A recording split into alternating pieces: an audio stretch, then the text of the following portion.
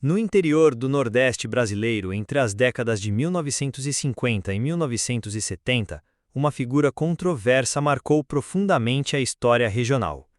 Floro Gomes Novaes, conhecido como Pistoleiro Sem Mácula ou o Vingador das Alagoas, tornou-se um personagem que divide opiniões até hoje: herói para uns, vilão para outros. Floro nasceu em 15 de janeiro de 1931, no distrito de Prata, em Garanhuns, Pernambuco. Algumas fontes históricas também apontam a fazenda Boa Vista, no atual município de Olivença, Alagoas, como seu local de origem. Era filho de Ulisses Gomes Novaes, um marchante respeitado na região, e Dona Guilmar Guedes Novaes. A família era numerosa e trabalhadora. Floro tinha uma irmã gêmea chamada Floraci, e 3 irmãos, Antônio, Maurício, conhecido pelo apelido de Chapéu de Couro, e João. Todos cresceram ajudando nas atividades rurais da família, principalmente no trabalho agrícola e no abate de gado. Como era comum na época no sertão nordestino, Floro nunca frequentou a escola, permanecendo analfabeto durante toda a vida. Essa realidade refletia as limitações educacionais da região, onde o acesso à educação formal era privilégio de poucos. A família Novaes mantinha boas relações com a comunidade local, incluindo vínculos com a influente família Vieira. Esse relacionamento inicialmente cordial se transformaria em uma rivalidade mortal que mudaria completamente o rumo da vida de Floro. Em 4 de dezembro de 1951, um acontecimento traumático alterou definitivamente o destino da família Novaes. Ulisses, pai de Floro, foi vítima de uma emboscada fatal em Capelinha, distrito de Santana do Ipanema, Alagoas. O crime teria sido orquestrado por Enéas Vieira, líder político de Olivença, em um contexto de rivalidades políticas e pessoais que se intensificaram na região.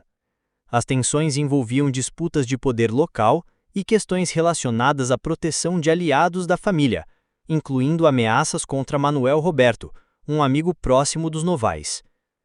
Para o jovem Floro, então com 20 anos de idade, a perda do pai representou muito mais que um luto familiar. Foi o momento que definiu sua trajetória futura, transformando um rapaz do campo em uma das figuras mais temidas do sertão nordestino. Menos de um ano após a morte de seu pai, Floro tomou uma decisão que marcaria sua entrada no mundo da violência rural. Em 5 de outubro de 1952, ele localizou e confrontou João José, identificado como um dos responsáveis pelo assassinato de Ulisses. O confronto, que ocorreu em Capelinha, resultou na morte de João José. Para Floro, tratava-se de justiça. Para as autoridades e parte da sociedade, era o início de uma carreira no mundo do crime organizado rural. Segundo relatos da época, Floro não se contentou apenas com essa ação.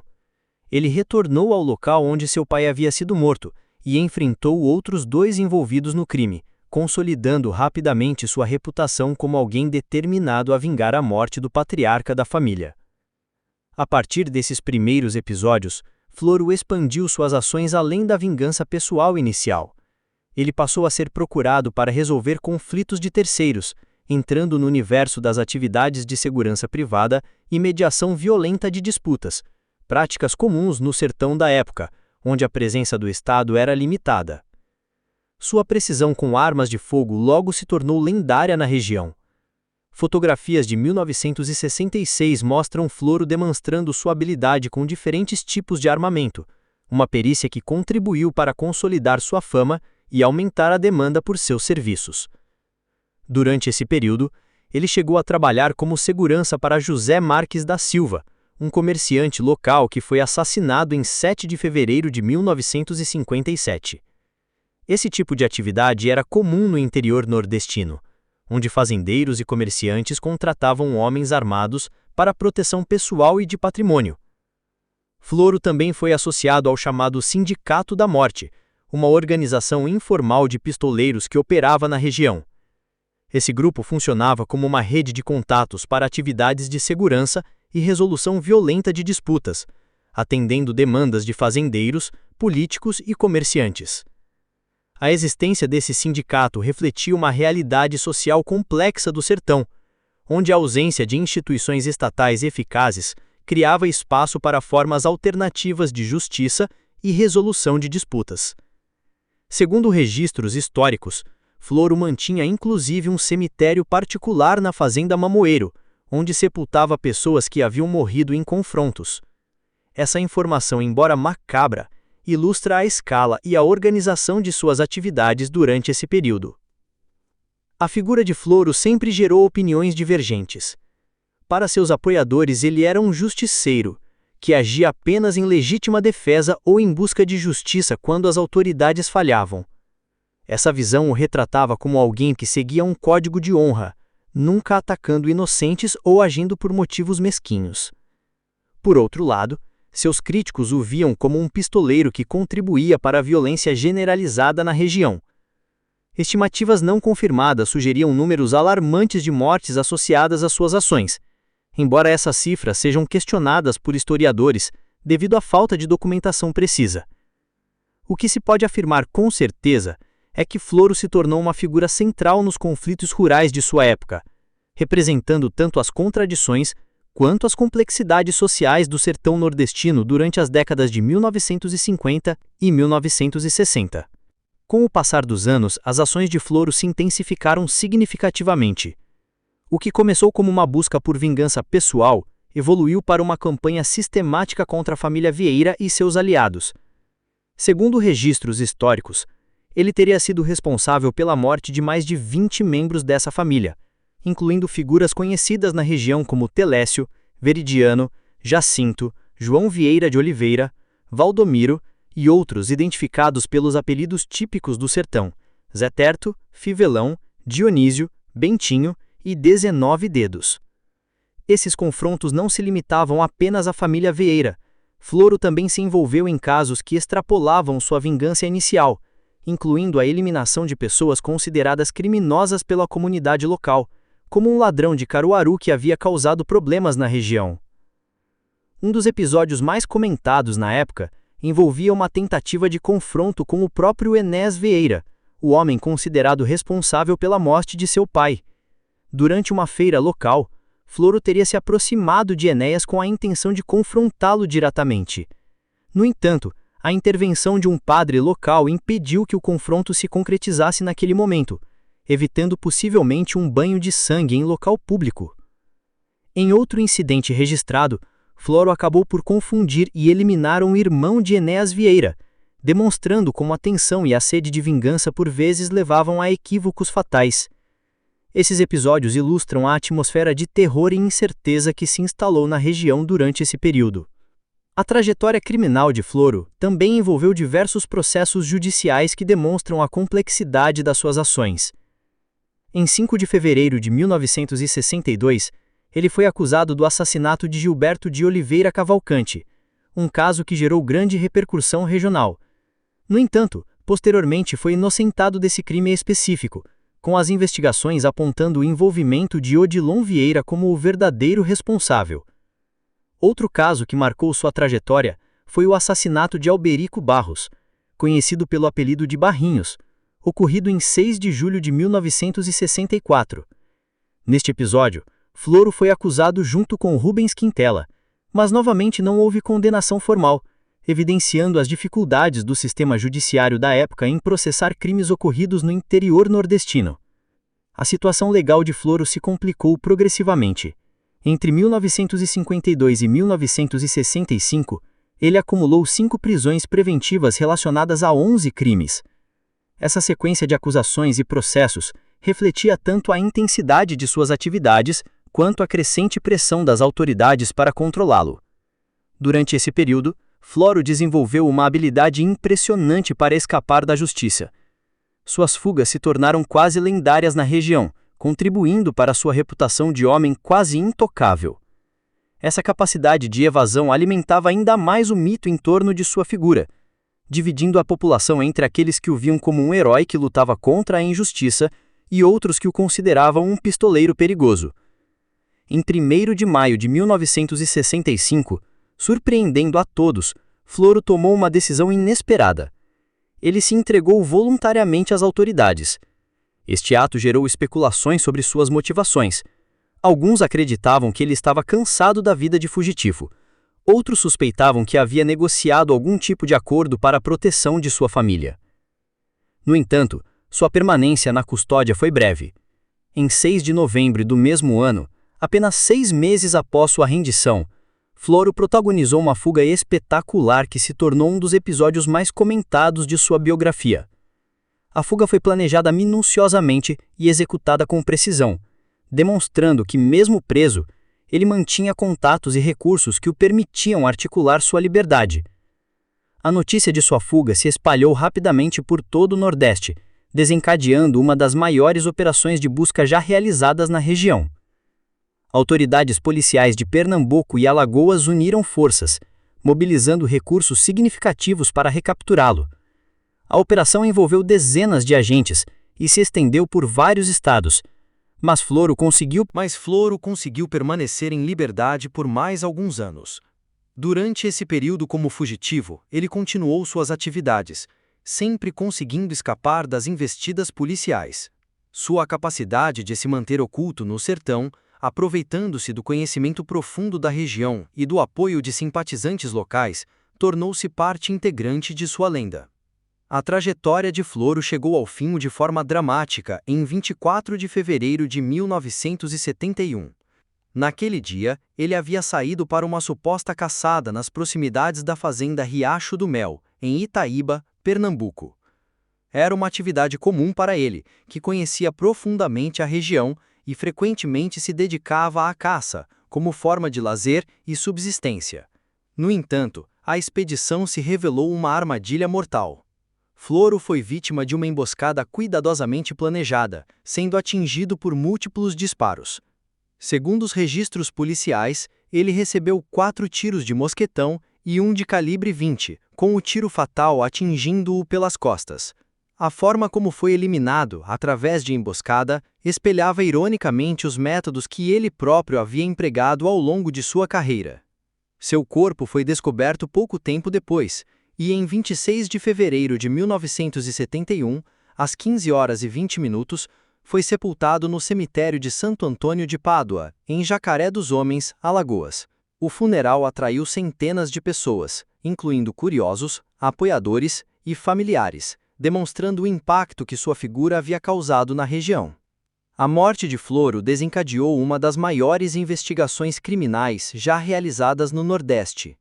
O caso foi assumido pelo delegado especial Dr. Severino Torres Galindo, que coordenou uma operação envolvendo policiais de Pernambuco, Alagoas e 20 agentes federais, sob a supervisão do inspetor David Sayles. A investigação revelou a complexidade da rede criminosa regional.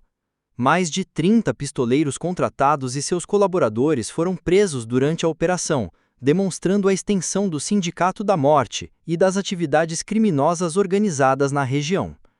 Um aspecto fascinante da investigação foi o uso de rastreadores sertanejos, figuras tradicionais do Nordeste especializadas em rastreamento e busca.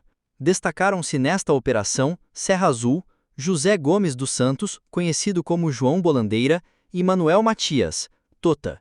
Esses profissionais empregavam métodos tradicionais que incluíam rituais como acender velas em encruzilhadas e usar água de colônia para orientação, práticas que misturavam conhecimento prático com crenças populares.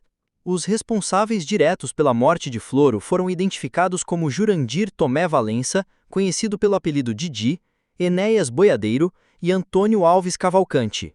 Em 18 de dezembro de 1972, foram julgados e condenados a penas de 15, 13 e 14 anos de prisão, respectivamente. Alfredo Godoy, também envolvido no crime, conseguiu fugir e escapar da justiça. Após sua morte, Floro Gomes Novaes se transformou em uma figura lendária que transcendeu sua realidade histórica. Na literatura de cordel, gênero popular típico do Nordeste, ele passou a ser retratado como um herói justiceiro, alguém que lutava contra a opressão e defendia os fracos contra os poderosos. Essa romantização de sua figura reflete uma característica cultural do sertão nordestino, onde personagens que desafiam a autoridade estabelecida frequentemente se tornam símbolos de resistência popular. Para muitos sertanejos, Floro representava uma forma de justiça alternativa, numa época e região onde as instituições oficiais eram frequentemente ineficazes ou corruptas. Como reconhecimento de seu impacto local, uma rua em Arapiraca, Alagoas, recebeu o nome de Rua Floro Gomes Novaes, simbolizando a complexa relação entre sua memória e a identidade regional. Esta homenagem pública demonstra como sua figura continuou relevante décadas após sua morte. Curiosamente, mesmo após sua morte confirmada, circularam rumores sobre a sua possível sobrevivência. Em 1977, boatos de que ele havia sido visto vivo chegaram ao conhecimento das autoridades, obrigando o secretário de segurança da época a desmentir oficialmente tais especulações. A influência de Floro se estendeu para outros membros da sua família, demonstrando como a violência pode se perpetuar através de gerações. Seu irmão Maurício, conhecido como Chapéu de Couro, seguiu um caminho similar, sendo acusado de diversos crimes ao longo de sua vida.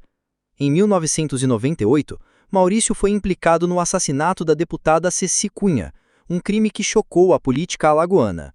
Ele faleceu em 25 de fevereiro de 2014, em Aracaju, vítima de um AVC.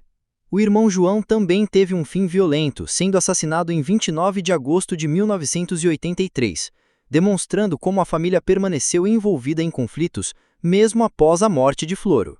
Ainda mais preocupante foi o destino de Ezequiel, filho de Floro, que aparentemente herdou a tendência familiar para a violência. Seguindo os passos do pai, ele também se envolveu em atividades criminosas e acabou sendo assassinado em 2007, representando uma terceira geração da família marcada pela violência.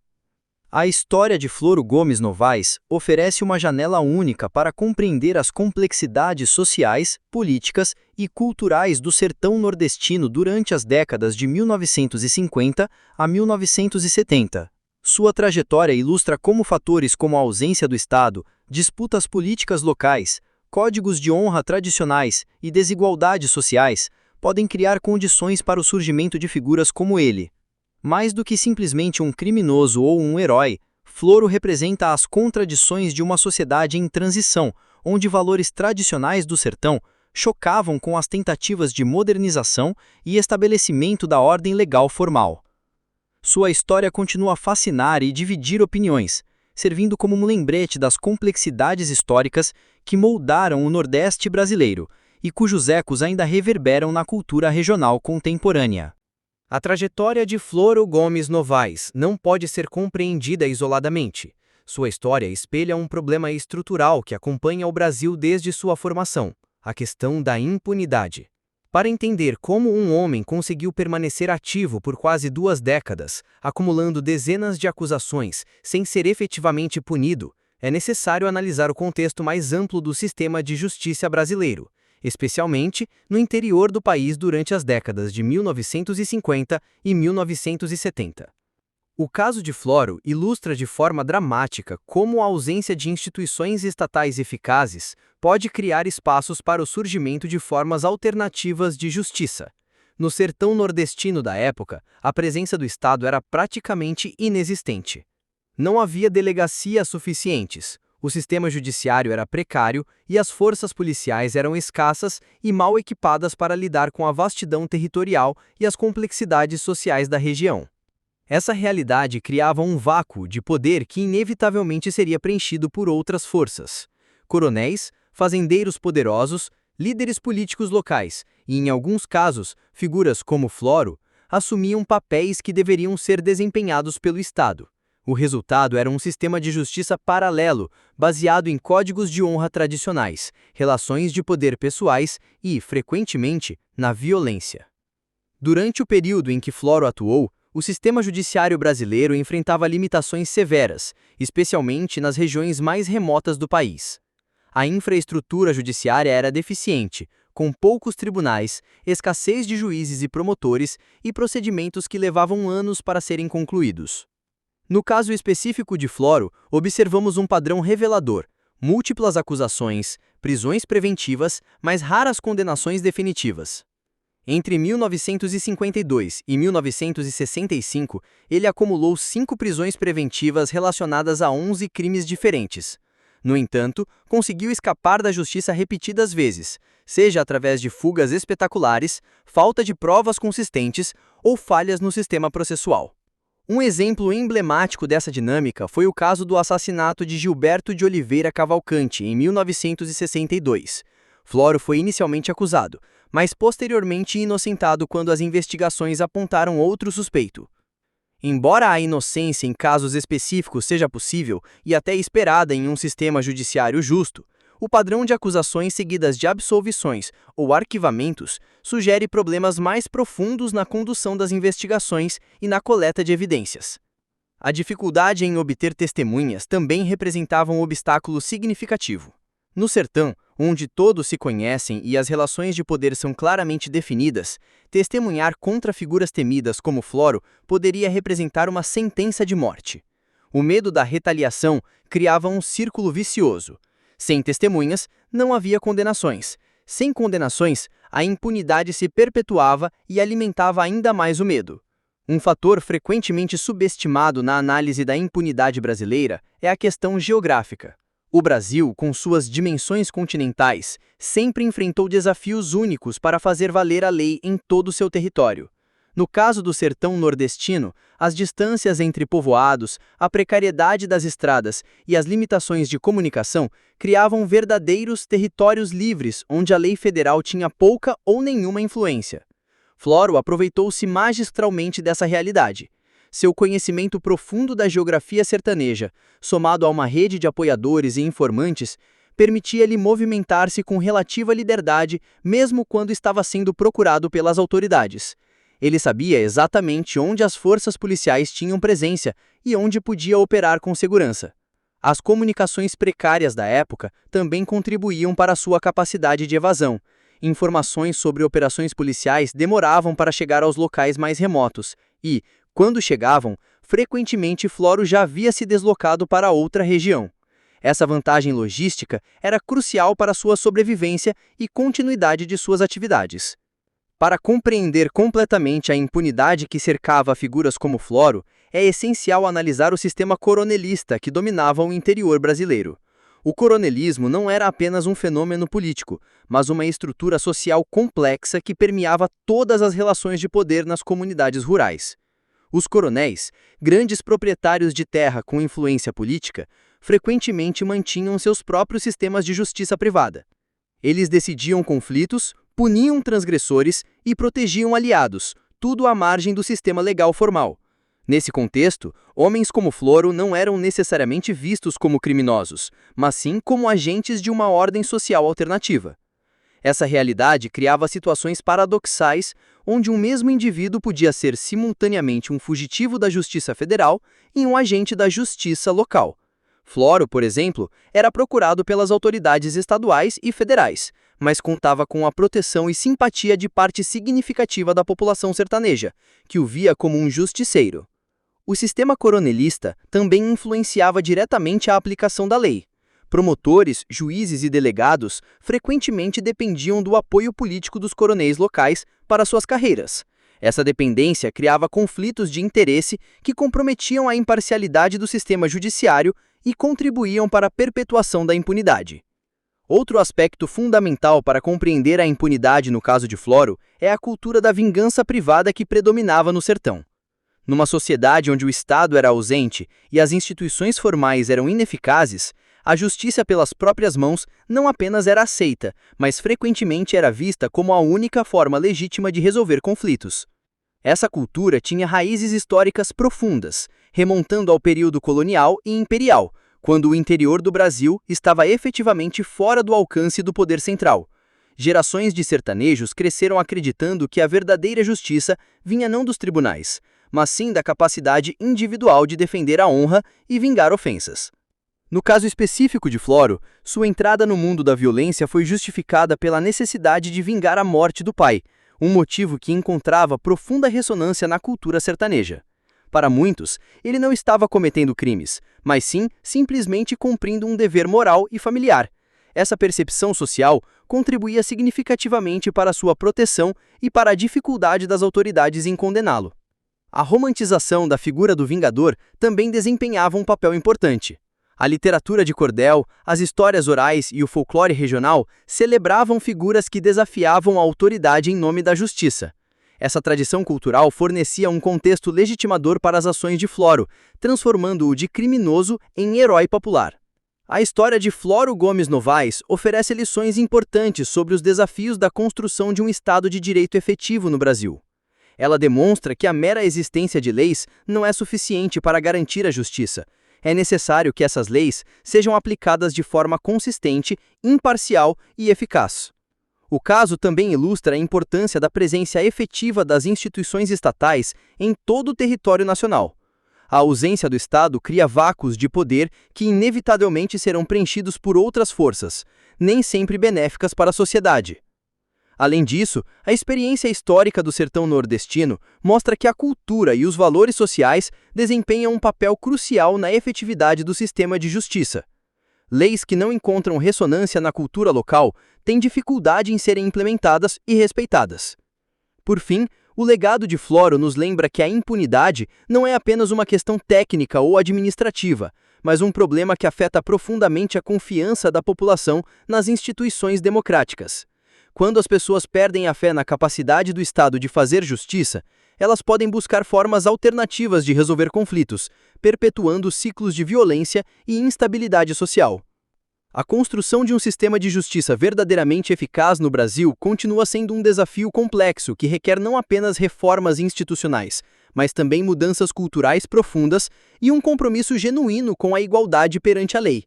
A história de Floro Gomes Novaes, com todas suas contradições e complexidades, permanece como um lembrete poderoso dos custos sociais da impunidade e da importância de se construir instituições sólidas e confiáveis para a manutenção da paz e da justiça social. E por aqui ficamos com mais uma história que chocou o Nordeste. Espero que todos tenham gostado. Confira se já está inscrito no canal, compartilha para seus familiares, um forte abraço e até a próxima!